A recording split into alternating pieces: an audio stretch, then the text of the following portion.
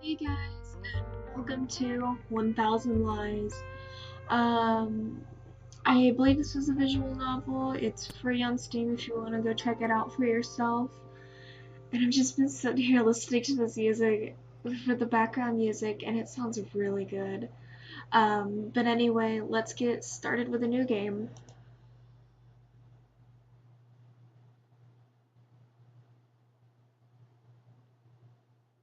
Much like the origin of our dreams, three youths forged their friendships out of unclear beginnings. The innocence of their childhood souls knew nothing of the ulterior motives that the jaded mind of an adult might have. It's a pity that no decision knows of virtue, a fabrication which lies beyond the chromatic spectrum of consequences that adults insist on simplifying as either only as either black or white. So they maintain that lies should not be told, lying is wrong. With empty words they wage their futile battle against human nature, pretending to know of what they speak. It's ironic now how, rather than erasing lies by teaching us not to fabricate falsehoods, we learn to make them better. After all, who honestly seeks the truth? We only open our ears to the confirmations of our biases. And that's strange because, in my opinion, there is no one who is more sincere with their words than the greatest liar of them all.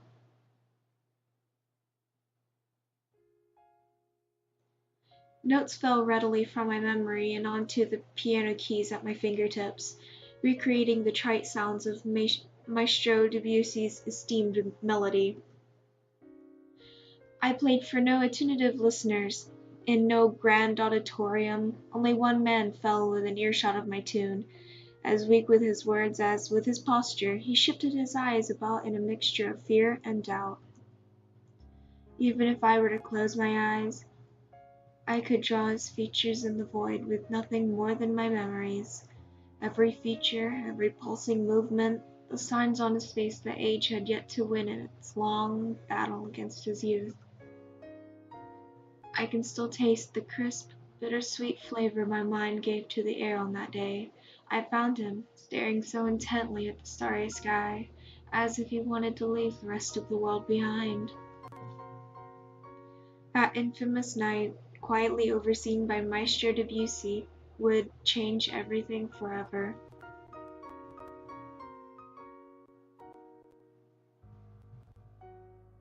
Come on, wanna go see how haunted that mansion really is? The boy could hardly contain his excitement as he spoke. His two friends, his only audience, frowned in response, reluctant to give him their answer. They couldn't be fooled by such superstitions as ghosts, nor were they motivated to spend their time disproving their existence. Yet somehow they just couldn't find it in themselves to say no to their eager friend, perhaps due to his eloquence, or, to be frank, his persistence. Their entrance was heralded by abandoned spiderwebs, ramshackle halls, walls, and frayed curtains. Unfortunately, there were no specters to speak of. The boy had little need of his ghosts now, though, for the trembling signs of fear that gripped his friends served more than adequately as his entertainment for the day. So, our intrepid leader took point, taking his exploration party deeper into the dust-veiled interior of the old mansion. He brought his attention to a single book laid atop an aging podium, a sure sign that no pages of content were more worthy of reading than those found within this centerpiece on display. Its words were still legible, if only just, and apart from the rest of its treatise, I apologize, I don't know that word, on keeping close relationships unbroken, it offered a dire warning. Desecrating that which does not belong to you will bring nothing but punishment. That which you love will inevitably become the greatest of your fears. When during syzygy, three elements must become two, which one will you discard? If it had been a spell from a witch's notebook, the three youths lacked the knowledge to understand it. Nonetheless, they would soon regret having brought life to the words beyond the page. From out of the darkness, shackles appeared and bound the three together with unbreakable chains that only they could see, doomed to keep each other's company eternally.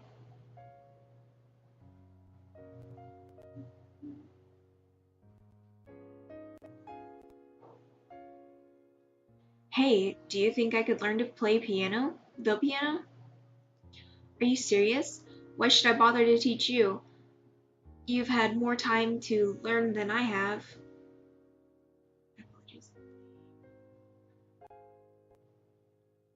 No, that's not what I meant. I was just curious. Well, it's a simple question with a long and complicated answer, so here it is. No. Rude? What? Why not? Do you really need me to spell it out for you?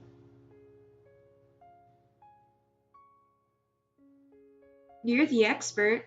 It shouldn't be hard to tell me what's wrong. What's wrong? Or where do I begin? For example, those sausage links you call your fingers, you think there's any instrument that would accommodate you? Sounds like you're just trying to make me go away. I've never heard of anyone not being able to play a piano for such a stupid reason. I suppose that depends on your goals. You can bang away at the keys to your heart's content. For example, you're not very good at this pep talk thing, you know?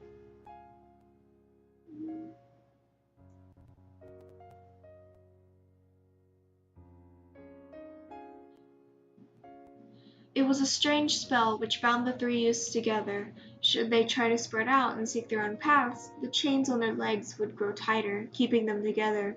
But if two of them agreed to stay close to each other, they could grant the third prisoner an extended length of distance. The links in the chains are uninterrupted by obstacles. They only enforce the proximity by which its prisoners must be held. Still, they could find a way to live with their curse, with none but themselves being the wiser to it.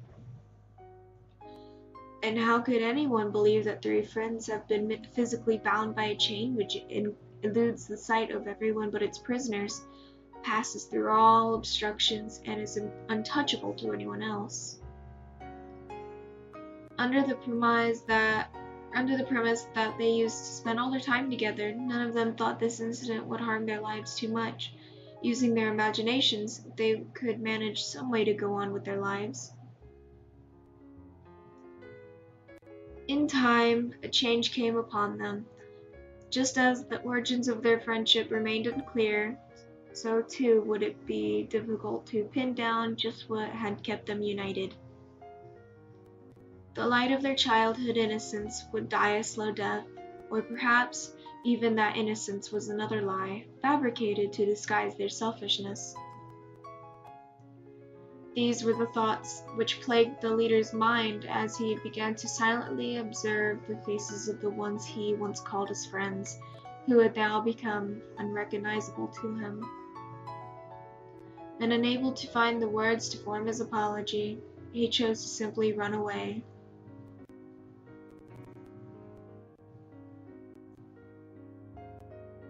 Come off it already. You didn't come here for a piano lesson. If you've got something to say, spit it out already. But the kid merely choked on his words, unable to force his thoughts into the open air. You don't have to say anything. Say a thing if you don't want to. You're a grown man and you can make your own decisions. You don't need me to tell you what to do. Just know that every choice comes with a price. I don't want you to come crying to me later as if I were responsible for your decisions. Through the corner of my eye, I could see that no amount of shaming language would drive him away, yet he still milled about in his own indecisiveness. I sighed audibly, making my displeasure with our status quo abundantly clear. Fine. Do you want to know what made me want to learn how to play piano? It had been an impromptu change of subject, surprising even myself. I was never one for improvisation.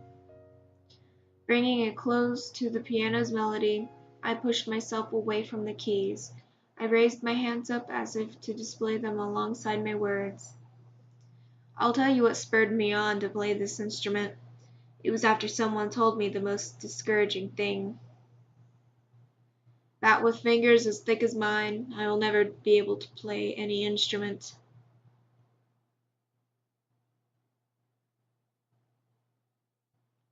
So he ran, struggling against his own loss of breath until the cruel chains trailing behind rose up to remind him of their limited strength. But that would not stop him. Surrender was beyond his understanding now, but no senseless witchcraft would be allowed to outperform his willpower. He didn't care about the blood or the pain. He would keep on running, empowered by his will, even if his leg were to break. The chain stretched with each stop, with the metallic echo of the links breaking behind him. Groaning under the pressure, each link in the chain warped and bent to the breaking point, struggling to match the strength of his determination. So it was that the curse vanished into thin air, leaving no trace that it had ever bound anyone together.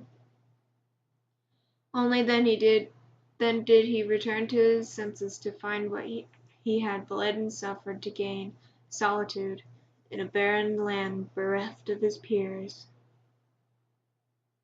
Even his footsteps had vanished in the trail behind him. He was truly alone.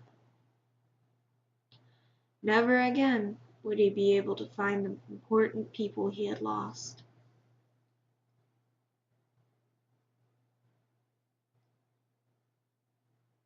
1000 Lies, Chapter 1.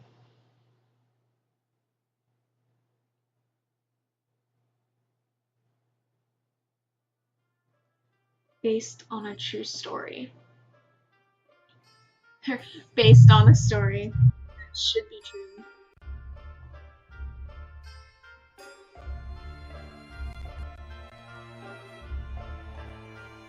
And Indian, I know how you feel about me, but I mean,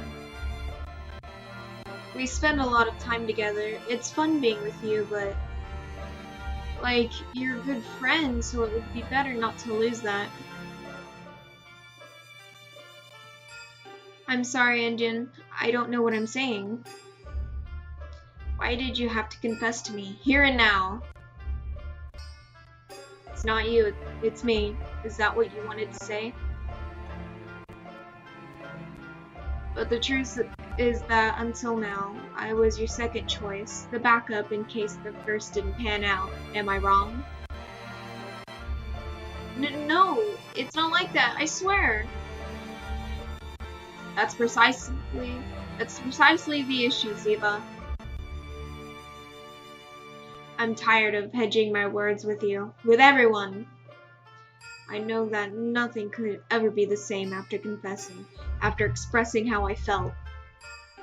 I thought you would accept my feelings, and I was happy. I couldn't believe that someone like me could connect with another person. Although now I see that it was all fake. I've been thinking about it, and now it's clear to me.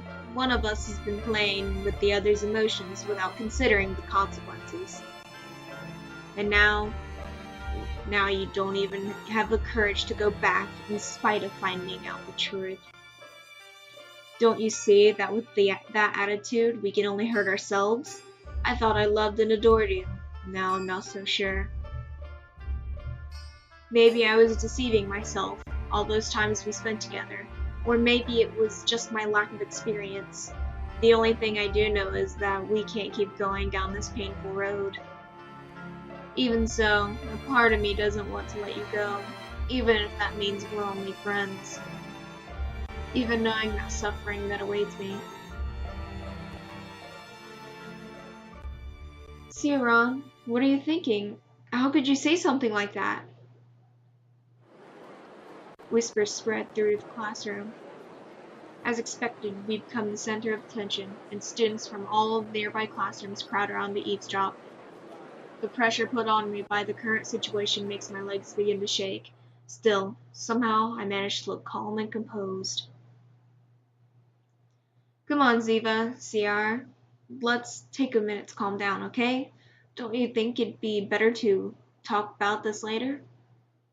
The next class is gonna start any moment, and I don't think you're one to talk, Aussie. Um, sorry if I butcher these names.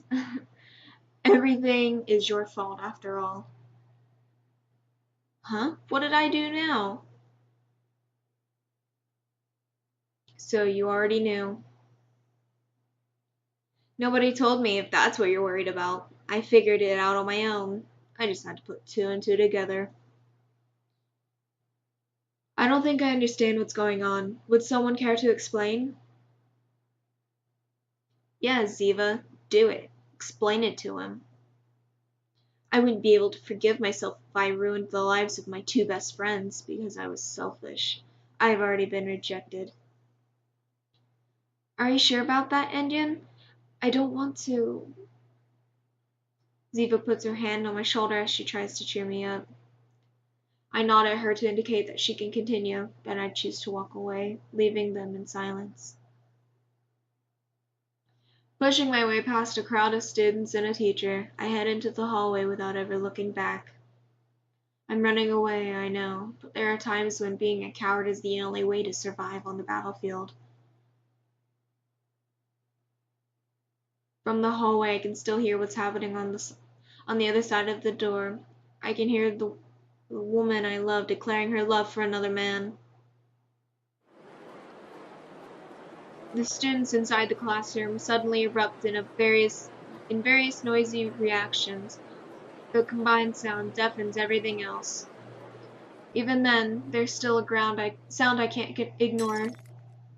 My heart is broken, leaving me feeling empty inside.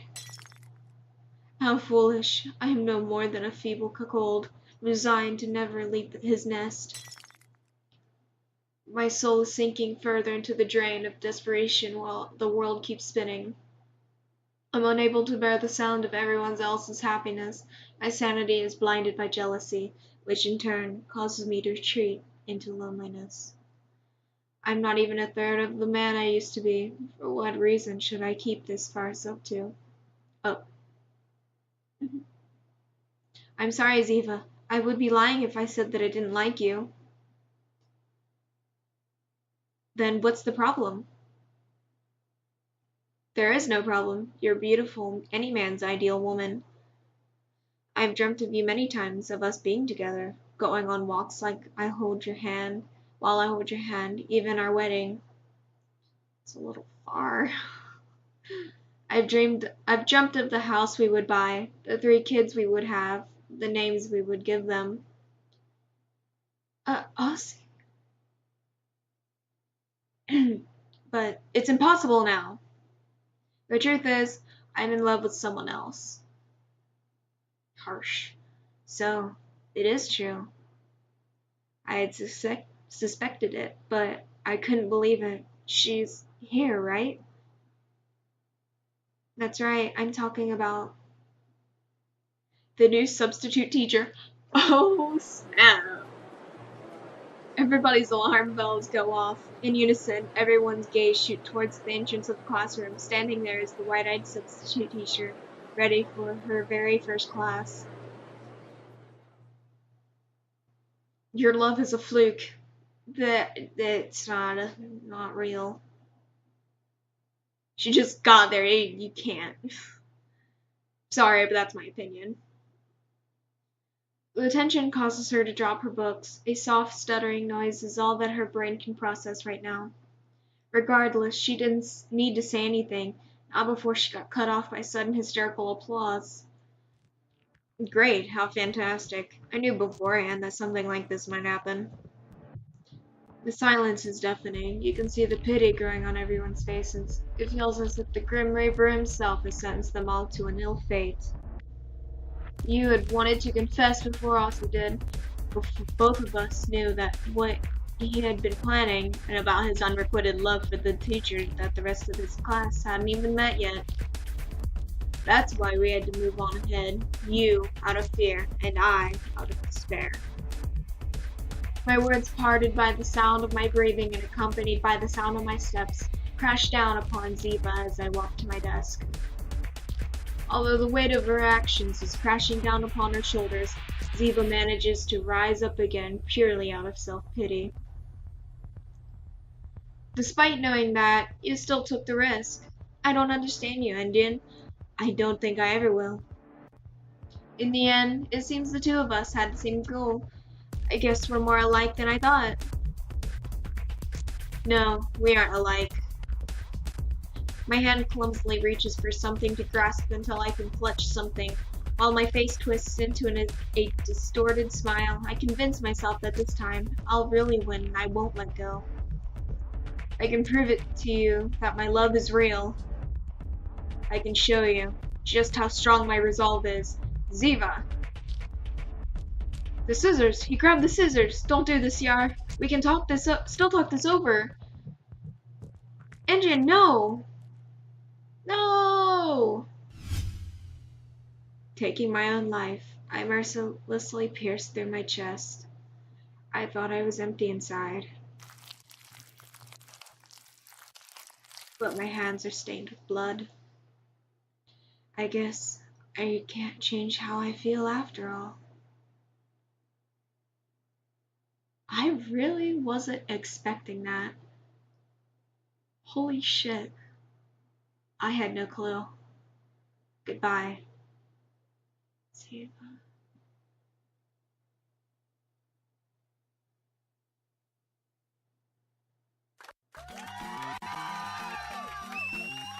Wait, what? What? Huh? Wait, what? Okay, so he killed himself because of his broken-hearted loneliness shit. This just game, I wouldn't actually say that to any person. But everyone cheered because he died? What the fuck is going on with this game? I am so fucking confused right now. What? Huh?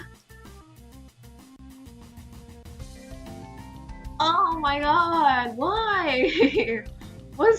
I'm slowly descending into madness myself. What the fuck is going on? This is the most weirdest game I've ever played. What the fuck? I'm not pissed off or anything. I'm just a whole lot of fucking confused right now.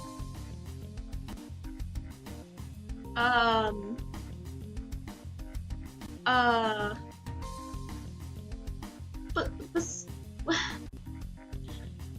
I'm gonna stop here so my brain can process this. I love you guys. Stay kawaii and have fun out there. And I apologize that I didn't know that this dude would kill himself. So if something like that has triggered you, or you're like triggered by that stuff, I am absolutely sorry, as I had no idea. I've never seen a playthrough of this, so I had no idea. I want to apologize for that. I hate how there's upbeat music to this death, though. Anyway, I'm gonna go crazy now. Bye, guys.